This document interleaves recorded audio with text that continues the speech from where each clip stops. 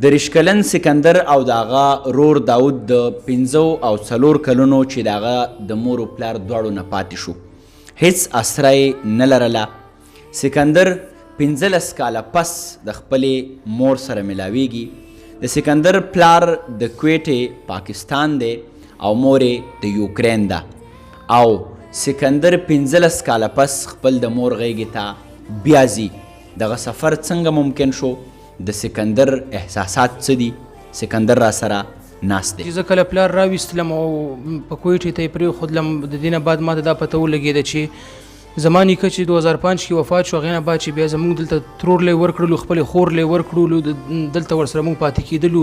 بس هغې نه بعد وختن فوقتن بیا موږ سره چې کومې رویې شروع شوې او کوم چې زموږ باندې هغه ټایم تېر شو، هغه ټایم او هغه وخت هغه موږ ته چې دی هغه ټایم سره چې دی ډېر څه په لاس راکړه او ډېر څه یې راته وښیلې.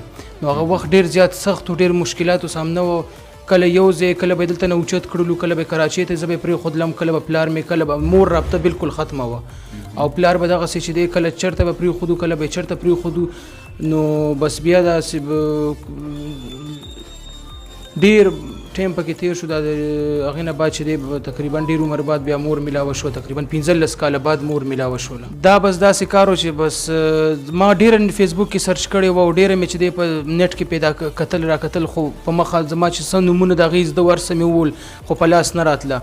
نو بس دا چې دی بس یو ورځ دغسې کویټه کې وم او دا د ساد غرور فاد راته ټلیفون وکړلو او داسې راته وویله چې هغه زموږ یو بل رور دی، هغې نه چې دی زه په یو طریقه باندې ستا د مور اډي راوباسم او دغه کوم خبرې ترې مې ورسره شروع دي. هغې نه بعد چې دی بس بیا داسې وخت تېرېدو او هغې نه بعد د وخت سره د ماته ویلې چې سبا به د مور نمبر دې راله راکوي او بس داسې بیا زما هغې سره بیا نمبر ورسره میلاو شو او بس د ساد غرور زما د ترور زوی کېږي د راله راکو او موږ زما او کشر ورور مې داود ورسره دواړو خبرې وکړې او بیا فرست ټایم باندې نو هغه ټایم بیا هغې نه بعد چې دی بیا خبرې وشوې او 15 میاشتې نن د هغې خبرې کېږي. بس هغې نه بعد بیا موږ خپل پاسپورټ او دا شیانو برابر کړه. اوس د خیره سبا ډایرکټ چې څنګه موږ ټلیفون راته رالو او موږ چې څنګه کال اوچت کړو هغه ټایم یې وپېژندلو.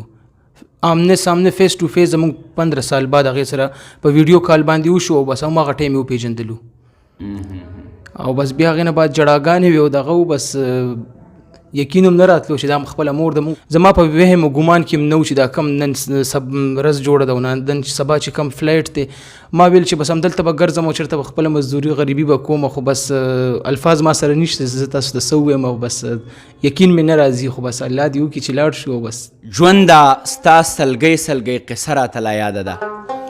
سکندر سبا روان دی، دا هیواد پرېږدي.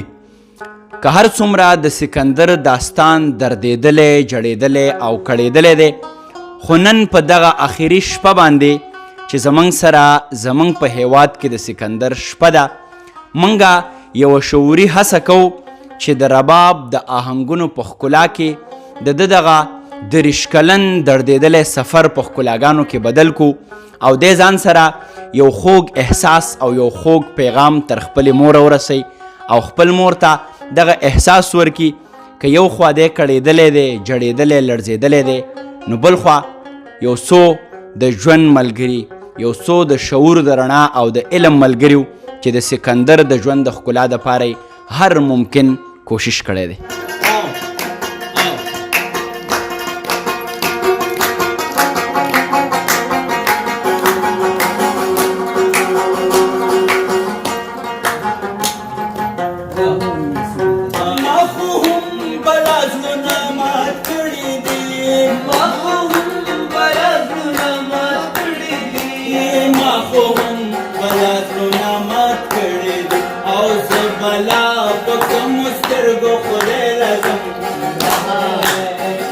سکندر داسې دی چې سکندر زما د ماما زوی دی، ورسره دا صرف ماما زوی نه زما د ژوند د یو بچپن ملګری دی. نو زه ډېر خوشحاله یم چې دا اوس روان دی خپلې مور سره ملاویږي. ما هغه کیسه یادېږي افغان صاحب چې سکندر ما دا کیسه کړې وه چې یاره مونږ په کویټې ښار کې د دې اختر به په یو کوټه کې وو، هغلته دې یو کمره نیولې وه، هغې کې دې وخت تېرولو، مطلب چې په دې دومره ترونو کې دومره خپلوانو کې یو لږ په یو کوټه کې وخت تېري، نو هغې دپاره ډېر زیات سخته خبره مې ده. نو بیا داسې وشو چې د هغه زړه ته الله وکتل، ده وژړل، ده ما ته هغه کیسه وکړله، نو هغه هر څه بدل الله دارې ورکوي چې مور سره ملاوېږي.